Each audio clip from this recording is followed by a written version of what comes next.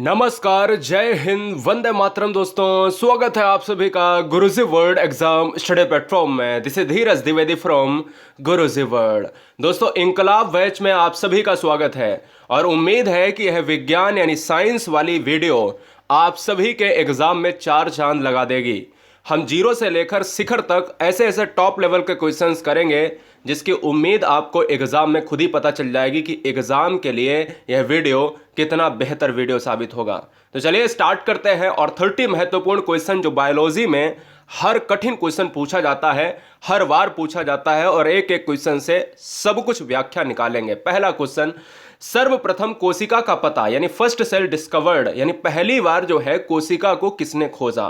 तो यहां पर अगर क्वेश्चन पूछा जाता है तो आपको याद रखना है कि रॉबर्ट हुक। ये बहुत सिंपल क्वेश्चन है। जो सेल आप पढ़ते हो ना, आप देखते हो कि मनुष्य की बात की जाए या किसी भी प्राणी की बात की जाए तो वो असंख्य कोशिकाओं से मिलकर बना हुआ है।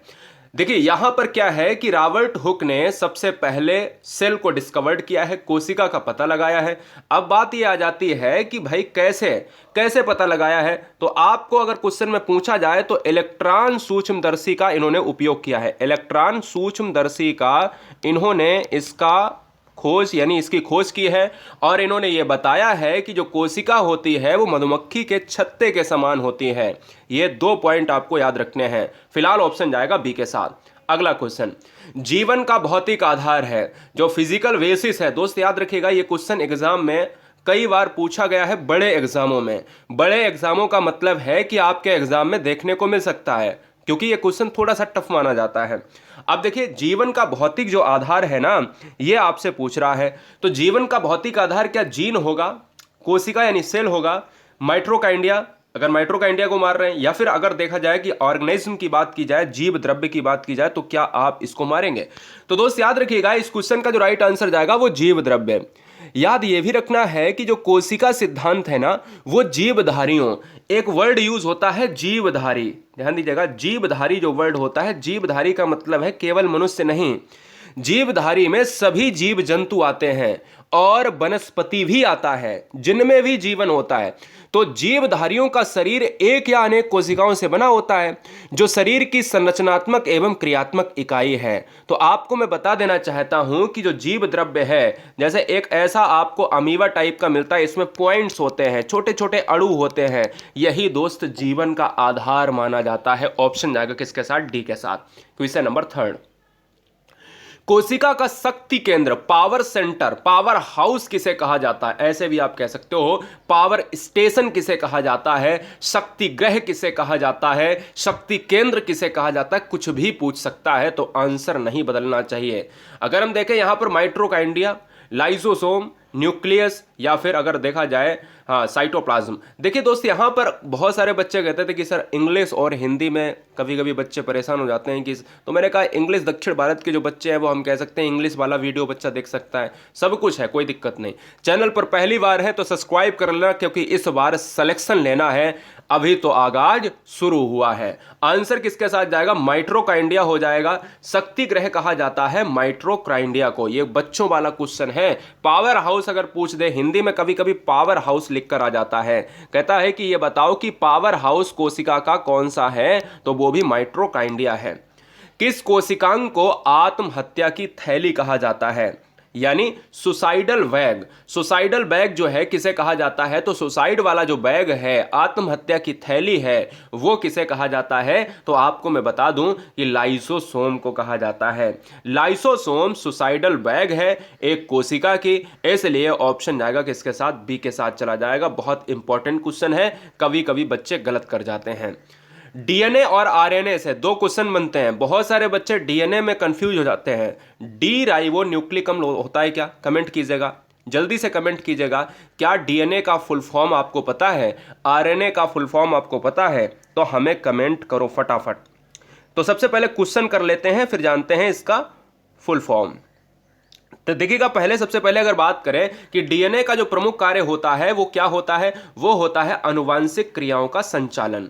आनुवांशिक क्रियाओं का संचालन का मतलब क्या है? आनुवांशिक क्रियाओं का संचालन वही है डीएनए दोस्त, क्या है? वही डीएनए है ये। जैसे आप अगर किसी भी बीमारी से ग्रसित हैं तो आपके डीएनए को खोजा जाएगा कि आखिर ऐसा तो नहीं है आपके पूर्वजों में भी ये बीमारी थी, या किसी व्यक्ति को मृत पाया जाता है तो उसके डीएनए को खोजा जाता है कि आखिर ये किसका बच्चा था, है ना। तो माता पिता और पूर्वजों के जो गुण होते हैं अपनी संतानों में आते हैं, वही दोस्तों डीएनए कहलाता है। आनुवांशिक क्रियाओं का संचालन यहीं से होता है। ऑप्शन जाएगा डी के साथ। आरएनए, आरएनए पाया जाता है।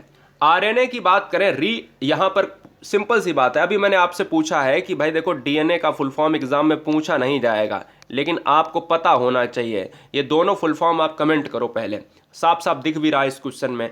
देखो यहां पर कह रहा आरएनए पाया जाता है, तो आरएनए जो पाया जाता है वो कहां पर पाया जाता है? वो पाया जाता है कोशिका भित्ति में। और डीएनए का कार्य क्या होता है? जो आनुवंशिकी क्रियाएं हैं उनका संचालन करना ही डीएनए है। हम कहते हैं नहीं, अरे ये किसका लड़का है ना, इस लड़के की खोज के लिए मुझे डीएनए को चेक करना पड़ेगा, तब मुझे पता चलेगा। अगला क्वेश्चन 7 नंबर। फादर ऑफ, यहां पर जेनेटिक्स, आनुवंशिकी का पितामह किसे कहा जाता है? फादर ऑफ यहां पर जेनेटिक्स की बात की जाए तो आंसर सभी बच्चे जानते होंगे, ग्रेगर जॉन मेंडल। और ग्रेगर मेंडल जो है, आप मनोविज्ञान में भी पढ़ते थे, आप साइंस में भी पढ़ते हैं, आप ज्योग्राफी में भी इनको थोड़ा सा देखा जाता है। तो कहीं ना कहीं मेंडल साहब को आनुवंशिकी का पितामह, फादर ऑफ जेनेटिक्स कहा जाता है। अगला, मनुष्यों में जो क्रोमोसोम्स की संख्या है, टोटल नंबर ऑफ क्रोमोसोम्स जो होते हैं वो कितने होते हैं? बच्चों वाला क्वेश्चन है। आप सभी से अगर क्वेश्चन में पूछा जाए कि भैया टोटल में अगर देखा जाए कितने क्रोमोसोम्स होते हैं, वो 46 होते हैं। अगर पेयर में देखा जाए तो भाई पेयर में कितने होते हैं? तो पेयर में होते हैं 23 होते हैं। देखिए, कभी कभी हमारे शरीर में गुणसूत्रों की संख्या घट भी जाती है और बढ़ भी जाती है। अगर गुणसूत्रों की संख्या 47 हो जाए तो फिर क्या होगा? तो भी रोग हो जाएगा। अगर गुणसूत्रों की संख्या यहां पर 45 हो जाए तो भी रोग हो जाएगा। 47 वाले को कहते हैं डाउन सिंड्रोम कहते हैं क्या? कमेंट कीजिएगा। अगर बढ़ जाता है ना तो फिर क्या होता है? बच्चे के जो तालू होता है ना, ओंठ जो होते हैं, ये ओंठ जो होते हैं, ये यहां पर आपने देखा होगा बहुत से बच्चों के तालू कटा होता है, ओंठ कटा होता है जन्म से। तो ये गुणसूत्रों के आधार पर ही यहां पर चयन होता है, बच्चा मंदबुद्धि वाला हो जाता है, गुणसूत्रों का ही आधार है। फिलहाल ऑप्शन जाएगा 46 के साथ। अगला क्वेश्चन, हीमोफीलिया रोग होता है। हीमोफीलिया जो रोग है वो किन व्यक्तियों में होता है, यानी लक्षण क्या होते हैं? देखिए, हीमोफीलिया जो रोग है ना, वो कहीं ना कहीं क्या आयरन की कमी से हो जाता है। रक्त का बहना बंद नहीं होता है, रक्त बनता ही नहीं है हीमोफीलिया में, या रक्त में श्वेत रक्त कण मृत हो जाते हैं। तो दोस्त याद रखिए, बहुत सिंपल सा प्रश्न था। कई बार तो बच्चे ये यहाँ हीमो से जान लेते हैं कि वो कहीं ना कहीं हीमो माने ब्लड होता है, तो वो ये समझ लेते हैं कि रक्त नहीं बनता। ऐसा नहीं है, रक्त का बहना बंद नहीं होता है, हीमोफीलिया होता है। क्वेश्चन में कभी ये पूछा जाए कि हीमोफीलिया की वाहक कौन होता है, तो हीमोफीलिया की जो वाहक होती हैं वो स्त्रियां होती हैं, स्त्री होती हैं। असर पुरुषों पर दिखाई देता है, यह भी आप याद रखिएगा। ज्यादा लोगों में किसमें पाया जाता है? पुरुषों में पाया जाता है, लेकिन इसका जो है, इसका वाहक कौन होता है? वो स्त्री होती हैं। रक्त का बहना बंद नहीं होता है, मतलब आप कितनी भी पट्टी कर लो, कितना भी कुछ कर लो, अगर चोट लग जाए और आपको हीमोफीलिया रोग है तो फिर बंद नहीं होगा जल्दी। अगला क्वेश्चन, जीन का सर्वप्रथम कृत्रिम संश्लेषण, सिंथेटिक, यहां पर सिंथेसिस पूछा गया है कि किसने किया है, तो जीन पूछ रहा है। जीन का सर्वप्रथम कृत्रिम संश्लेषण किया है, किसने किया है? तो मैं बताना चाहूंगा हरिगोविंद खुराना ने किया है। हरिगोविंद खुराना, ऑप्शन जाएंगे सी के साथ। क्लियर है? सी हमारा लॉक हो जाएगा। नेक्स्ट क्वेश्चन, प्राकृतिक चयन के सिद्धांत जो है के प्रतिपादक का नाम क्या है? जरा जवाब दीजिएगा। जो हम कहते हैं ना theory of natural selection, theory of natural selection या प्रिंसिपल ऑफ नेचुरल सिलेक्शन का जो है चयन का सिद्धांत किसने दिया है? बहुत सिंपल क्वेश्चन है, 10th एंड 12th में आपने पढ़ा होगा कि जो थ्योरी ऑफ नेचुरल सिलेक्शन है, नहीं पढ़ा है तो समझ लो प्राकृतिक चयन का सिद्धांत है वो चार्ल्स डार्विन ने दिया है। इसको याद कर लीजिएगा, बहुत बार पूछा जाएगा एग्जाम में। अनुवांशिकी, ध्यान दीजिएगा, अनुवांशिक बोले तो जेनेटिक, अनुवांशिक संबंधी प्रयोग जेनेटिक प्लांट चॉइस के लिए मेंडल ने किस पौधे का चुनाव किया था? मैं कहूं कि जेनेटिक यानी फादर ऑफ जेनेटिक्स कौन है? Gregor John Mendel. और इसका जो है मेंडल साहब ने किस पर प्रयोग किया? भाई वैज्ञानिक कैसे बने? वैज्ञानिक प्रयोग अनुप्रयोग के आधार पर इन्वेंशन करते हैं तभी तो कोई वैज्ञानिक बनेगा। इसीलिए मेंडल साहब ने अपना जो प्रयोग किया है वो मटर के पौधे पर प्रयोग किया है और कई जोड़ियों में इन्होंने प्रयोग किया है। क्वेश्चन नंबर 13, एक कोशिकीय जंतु अमीवा एवं युगलीना को किस संघ के अंतर्गत रखा गया है? थोड़ा सा टफ क्वेश्चन है, नोट कर लीजिएगा। देखिएगा, मैंने एक मैराथन वीडियो आपको बनाई थी तो उसमें बताया था कि भाई देखिए वहाँ पर मोनेरा क्या है, ठीक है ना, तो सारे जगत को पढ़ाया था, प्रोटिस्टा पढ़ाया था, सब कुछ पढ़ाया था। फिलहाल अगर नहीं पढ़ा है तो प्रैक्टिस में जान लो, इस क्वेश्चन का जो आंसर जाएगा वो प्रोटोजोआ चला जाएगा। किसके साथ? प्रोटोजोआ हो जाएगा, ऑप्शन नंबर डी के साथ। क्वेश्चन नंबर 14, मेढक में श्वसन किस अंग के द्वारा होता है? तो आपको मैं बताना चाहूंगा कि मेढक जो होता है ना, यहां से दो क्वेश्चन बनते हैं। मेढक की बात की जाए तो एक क्वेश्चन ये बनता है कि इसका जो रासायनिक नाम बता रहा हूं, यहां पर साइंटिफिक नेम है तो वो है राना टिग्रीना है। दूसरा ये बनेगा कि मेढक का किस अंग के द्वारा श्वसन होता है? तो मेढक के श्वसन बहुत तरीकों से होते हैं, इन तीनों तरीकों से होते हैं, जैसे त्वचा, क्लोम, फेफड़े, है ना, बहुत तरीके से होते हैं। इसलिए याद रखिए वो त्वचा से भी सांस ले सकता है, वो फेफड़ों से भी अपने सांस ले सकता है। मेरी बात समझ रहे ना? तो आप यहां पर कंफ्यूज मत होना। कभी कभी बच्चे कंफ्यूज हो जाते हैं कि यहां पर एक क्वेश्चन ये और एक क्वेश्चन कल जो मैंने कराया था कि केंचुआ जो होता है, केंचुआ यानी केंचुए की आंखों की बात की जाए तो वो जो है कितनी होती हैं? तो केंचुए की आंखें जो होती हैं वो बिल्कुल नहीं होती, एक भी नहीं होती है। ठीक है, तो ये भी आपको याद रखना, ऑप्शन जाएगा डी के साथ। मेढक किस वर्ग का जंतु है अगर पूछा जाए तो यहां पर देखिएगा, आस्टिकतीस की बात की जाए एम्फीबिया वर्ग में आएगा, या फिर अगर रेप्टाइल्स में आएगा, कंटिकृतीस की बात की जाए तो हम ऑप्शंस नंबर किसके साथ? एम्फीबियन में रखेंगे। एम्फीबिया का मतलब होता है जो जल में भी रह सकता है और जो थल में भी रह सकता है, तो हम ऐसे चीजों को हम एम्फीबियन वर्ग में रखते हैं। अगला क्वेश्चन, स्तनधारियों का हृदय कितने कोष्ठ का होता है?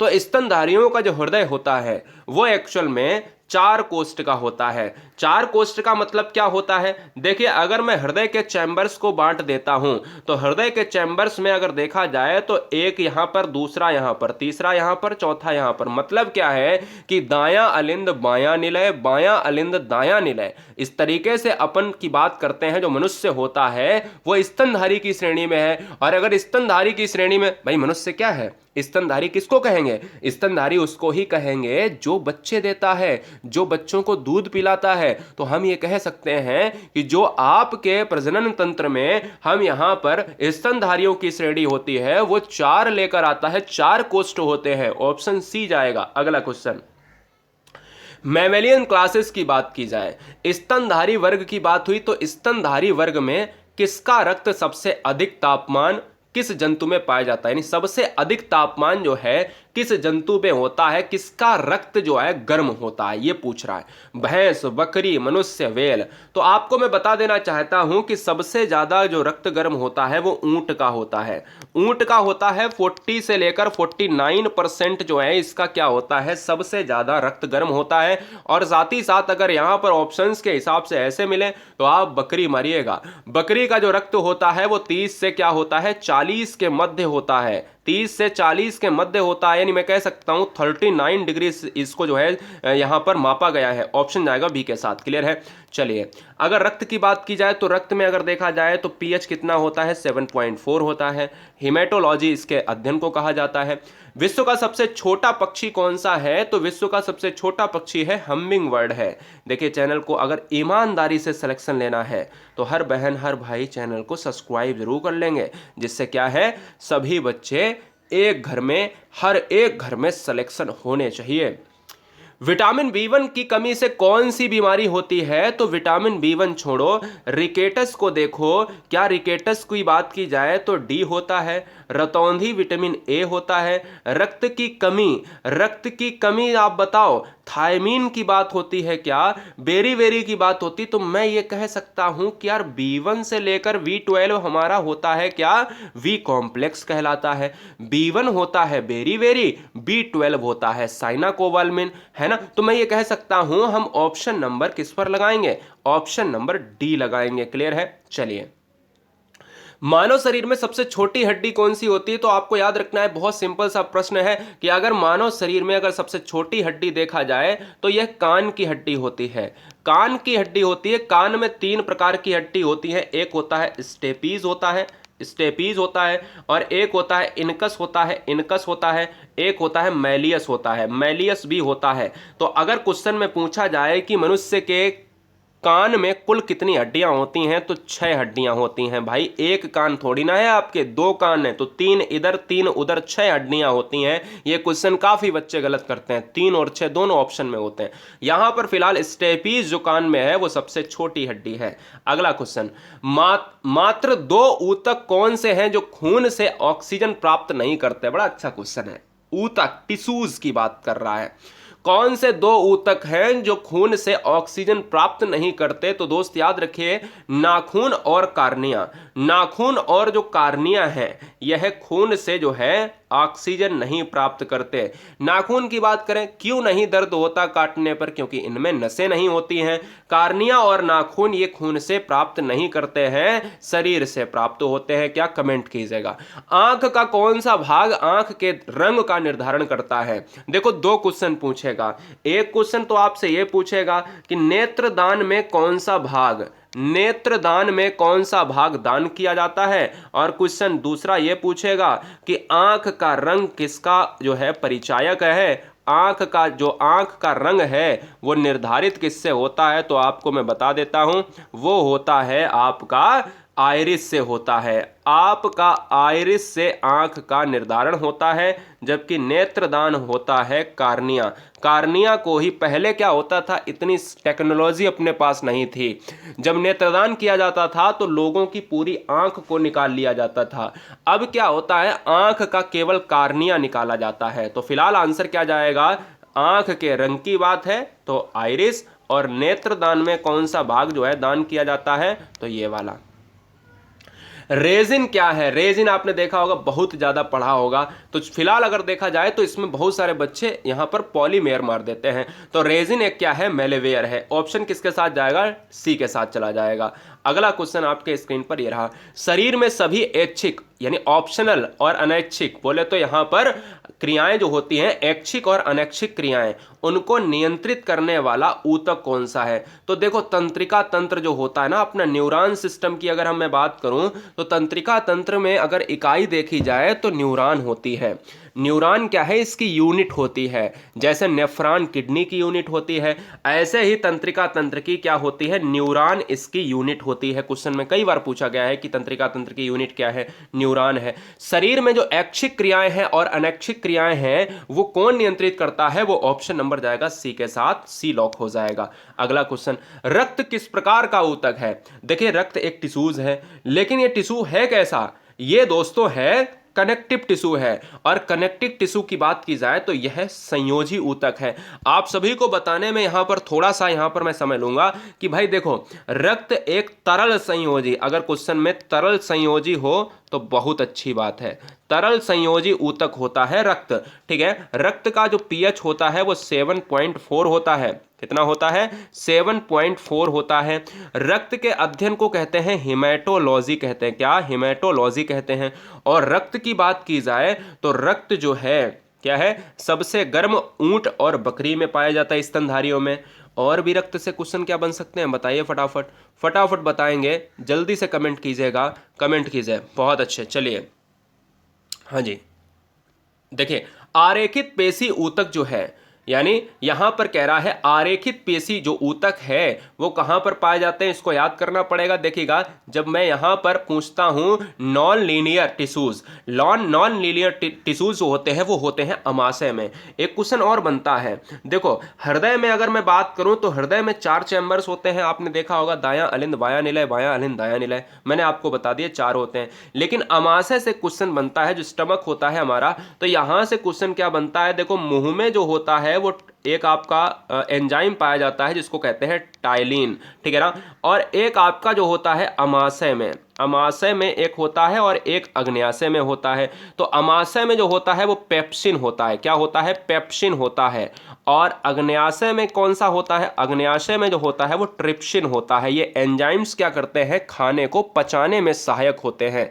किसी भी खाने को पचाने के लिए एंजाइम होना अति आवश्यक है। संयोजी ऊतक कनेक्टिव टिश्यूज के उदाहरण हैं। तो कनेक्टिव टिश्यूज जो होते हैं ना वो आप याद रखिएगा, ये सभी हैं, लिम्फ हैं, हड्डियां हैं, प्रोटीन है, रक्त है, सब कुछ यहां पर आप जो है कनेक्टिव टिश्यूज में मार सकते हो। चेतना ऊतक भी आपको क्या मारना पड़ेगा, आप देखिएगा यहां पर आप कनेक्टिव टिश्यूज में देखते थे चेतना ऊतक का संबंध, जो आपका कॉन्शियसनेस टिश्यूज होते हैं इनका संबंध न्यूरॉन पद्धति से संबंधित है, यानी तंत्रिका तंत्र से संबंधित है। अगला क्वेश्चन, हीमोग्लोबिन पाया जाता है। हीमोग्लोबिन की बात की जाए तो हीमोग्लोबिन का जो वर्क होता है वो क्या होता है, रक्त की बात की जाए तो रक्त का जो रेड कलर होता है वो हीमोग्लोबिन की वजह से होता है। हीमोग्लोबिन में कौन सी धातु पाई जाती है, तो फेरस पाई जाती है। फेरस का मतलब क्या होता है, लौह होता है, ठीक है। अगर मैं बात करूं हीमोग्लोबिन पाया जाता है तो लाल रक्त कण में, लाल रक्त कण, यहां देखो थोड़ा सा उल्टा लिख गया, आरबीसी और डब्ल्यूबीसी उल्टा हो गया, कोई बात नहीं। आरबीसी यहां पर क्या होगा, लाल रक्त कण होगा।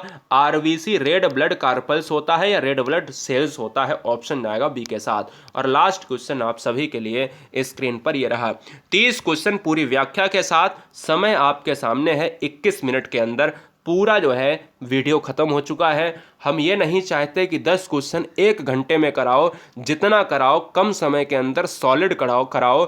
यही नहीं कहते रहो कि शेयर करो, सब्सक्राइब करो, अरे वो तो अपने आप बच्चे आ जाएंगे कि कहीं ना कहीं अगर सिलेक्शन होगा तो आपके परिवार के साथ साथ हम भी मुस्कुराएंगे दोस्त। 30 नंबर आपके स्क्रीन पर है। किस ग्रंथि को मास्टर ग्रंथि कहा जाता है, मास्टर ग्लैंड कहा जाता है, तो यह कहा जाता है पिट्यूटरी ग्लैंड को कहा जाता है, यह मास्टर ग्लैंड है दोस्त। कितना क्वेश्चन का आंसर आपका सही हुआ है, आप हमें यह बताएं कि आपका जो स्कोर है वो 30 में क्या रहा है। लव यू गाइस, बहुत सारा प्यार आप सभी को जय महाकाल, आदाब, सत श्री अकाल। ताल ठोक कर सभी बच्चों को जिंदाबाद कहेंगे क्योंकि सिलेक्शन होना चाहिए। वीडियो को ज़्यादा से ज़्यादा बस शेयर कर देना क्योंकि हर एक बच्चे तक सिलेक्शन पहुंचना चाहिए। वंदे मातरम, इंकलाब जिंदाबाद।